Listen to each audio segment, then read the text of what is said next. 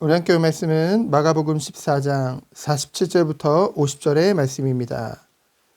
우리 합독하도록 하겠습니다. 곁에 서 있는 자 중에 한 사람이 칼을 빼어 대제사장의 종을 쳐 그 귀를 떨어뜨리니라.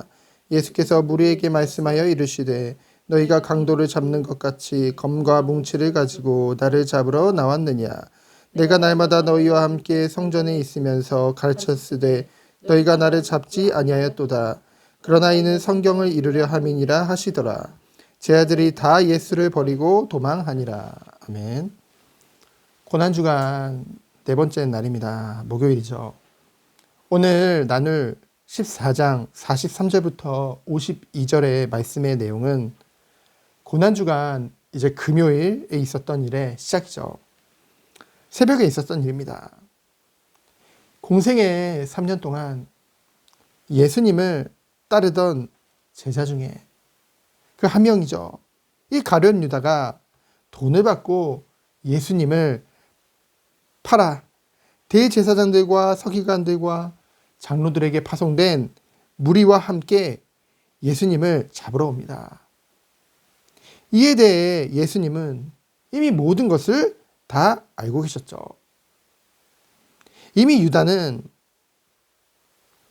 그들과 모든 것을 다 입을 맞추고 짜고 자신이 입 맞추는 자가 예수님을, 그러면서 뭐라고 했어요? 그를 잡아 단단히 끌어가라고 했죠. 왜 그런 말을 했을까요? 이는 3년 동안 예수님의 능력을 봐왔기 때문입니다. 그런데 그 모든 것을 보고도 어디까지나 자신의 생각 속에 그 예수님과 3년간 함께했지만 전혀 변화되지 않은, 성경적으로 말하면 전혀 성화되지 않은 그 유다의 모습을 우리는 보게 되어집니다. 이것이 구원을 받지 못한 자의 모습인 것이죠. 그가 아무리 3년간 주님과 함께 많은 이적과 기적들을 받겠죠. 게다가 예수님께 수많은 가르침도 받았습니다. 그런데요, 전혀 변화되지 않았어요. 무엇보다 그 마음이요, 그 마음이 주님을 향한 마음이, 그 중심이 단 하나도 없었어요. 주님을 향한 사랑이 조금도 없었죠. 오직 그에게는 돈, 그것에만 관심이 있었어요. 돈과 자신의 안위, 성공, 예수님을 통해 얻고자 하는 그 자리, 오직 그것밖에 없었던 것이죠. 그런데 예수님께서 한껏 그런 기대를 하고 있는데 예수님께서는 자신이 죽으실 것을 말씀하신 거예요. 재물과 성공과 명예 전혀 관심이 없죠. 예수님은 자기가 원하던 메시아상이 무너진 거예요. 자신이 원하던 재물, 성공, 명예를 줄 수 없는 존재라는 걸 깨닫게 된 거예요. 그래서 실망한 거죠. 그러니 예수님을 돈을 받고 팔아 넘긴 것입니다. 이처럼 가룟 유다처럼 수많은 사람들이 이 종교 생활을 하는 것을 우리는 너무나도 많이 봅니다. 유다가요, 이제 예수님께 나와서 입 맞추며 라비어라고 하죠. 입 맞추는 것 사랑의 표현입니다. 존경의 표현이에요. 라비라는 말 자체가 큰 나의 선생님, 나의 스승, 그런 존경의 의미가 담겨 있거든요. 근데요, 알잖아요. 겉으로 이런 행동을 했을지라도 그의 마음에는 전혀 예수님을 향한 존경심이나 사랑은 없었죠. 아주 위선적인 행동이었던 것입니다. 겉은 선하고 거룩할지 모르지만은 그것이 예수님을 파는 행위였어요. 예수님은 유다의 생각과는 달리, 함께 온 자들의 생각과는 달리 전혀 저항하지 않으셨죠. 순순히 체포에 응하십니다. 이는 죄가 있어서가 아니라 성경, 곧 하나님의 말씀, 하나님 아버지의 뜻을 이루려 하심이란 거죠. 제자 중에 베드로가요, 무리 중 한 명인 그 대제사장의 그 부하인 이를 맡은 도구의 길을 자릅니다. 저항하는 거죠. 어디까지나 예수님을 향한 그 사랑과 마음에서 그 행동을 했을 거예요. 그런데 예수님은 그 도구의 귀를 고쳐주시죠. 여기도 의미가 있습니다. 이제 대제사장의 밑에서 일하는 사람은 몸에 흠이 있어서는 안 되거든요. 몸에 흠이 생기면 더 이상 그 일을 할 수가 없는 것입니다. 생계와도 연결되어져 있는 것이죠. 그 모든 것을 아시는 예수님께서 비록 예수님을 붙잡으러 왔지만은 그에게 긍휼과 자비를 베풀어 주신 거예요. 주님의 모습이죠. 우리는 주님의 모습을 통해 무엇을 봅니까? 순종과 사랑과 긍휼을 보게 되어지죠. 끝까지 이런 모습을 우리에게 보여주신 거예요. 이때 제자들은요, 전부 다 도망칩니다. 예수님의 예언처럼요. 예수님을 사랑하지 않아서가 아니에요. 어제 우리 수예배 때 나눴던 말씀과 같이 마음은 원이로되 육신이 약한 거죠.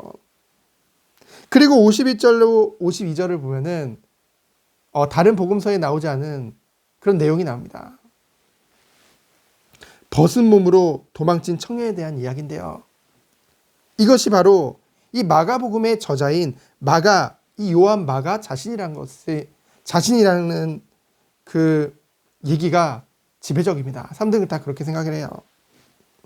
그가 자신의 집이죠. 사도행전에 나오는 마가의 집이죠.